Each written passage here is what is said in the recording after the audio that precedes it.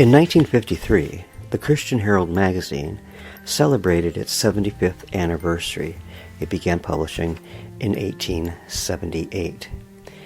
In their anniversary issue, an article appeared called "This Was 1878" by Keith DeFolo, which gives an overview of that single year of 1878, and it's quite fascinating. So I decided that I would share this article with you. And it begins, "We are on the doorstep of better times. The business prospects of this country are vastly improved. So hopefully predicted President Rutherford B. Hayes on October 23, 1878, before an assemblage of farmers attending the State Fair at Cumberland, Maryland. Hope was needed that dismal year. The 38 United States of America were left shaken and dazed by a Great Depression. Every city had its long bread lines.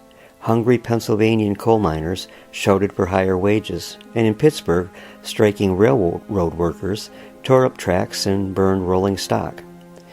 Into the toil and trouble of 1878, Christian Herald was born, perhaps appropriately of the very day after President and Oracle Hayes returned from the Cumberland Fairgrounds to the White House, and his teetotaling wife, the outraged alcohol industry, had decisively dubbed Lemonade Lucy.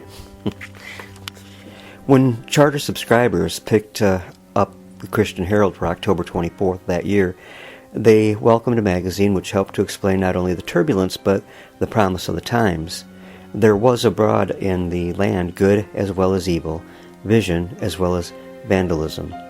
A 31-year-old investor named Thomas Edison was revolutionizing the world from his well-guarded laboratory in Menlo Park, New Jersey.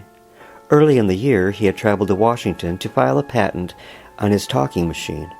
In New York City, population at this time 1,800,000, the Edison Electric Light Company was being organized, launching a bitter war with frightened gas companies. Shouted the opposition, "There is not the slightest prospect that electricity will ever substitute for gas." The first elevated was rumbling up Manhattan, spurring one New Yorker to complain in a letter to the editor, "The noise is outrageous. At night it is impossible to sleep, but the noise rumbles right on." While science forged ahead in the East, Indians were making their last stand in the wild prairies of the West.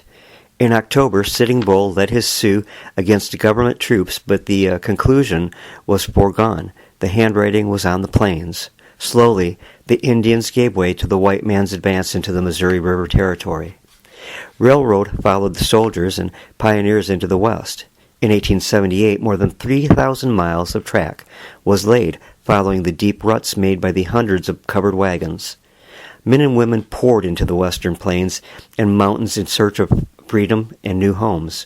One of these in 1878 was President Eisenhower's father, who made the long trek to Kansas with a small band of German Mennonites. At Harvard, 20-year-old Teddy Roosevelt was already crusading at forensic sessions for cleaner government.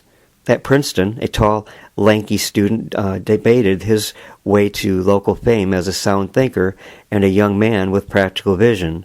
Woodrow Wilson will go places, his classmates decided. In a half-darkened New York theater, John Philip Sousa, aged 24, cajoled and badgered an orchestra through rehearsals for the spring production of the Gilbert and Sullivan's HMS Pinafore.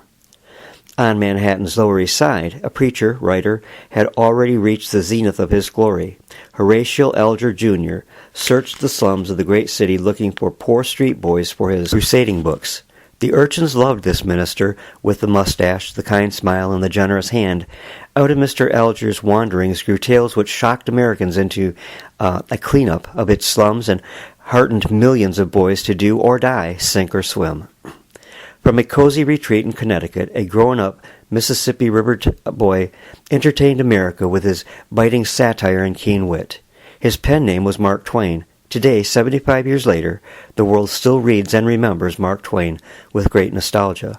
While Louis Pasteur attacked deadly bacteria in his Paris laboratory, famine stalked across India, striking down hordes of Muslims and Hindus. In China, another famine snuffed out the lives of 9 million peasants. Yellow fever slashed through our own south, felling 4,000 Americans in less than 4 months. This was 1878, a year of tragedy and of progress. America and the world, everybody was saying, were on the threshold of a new age.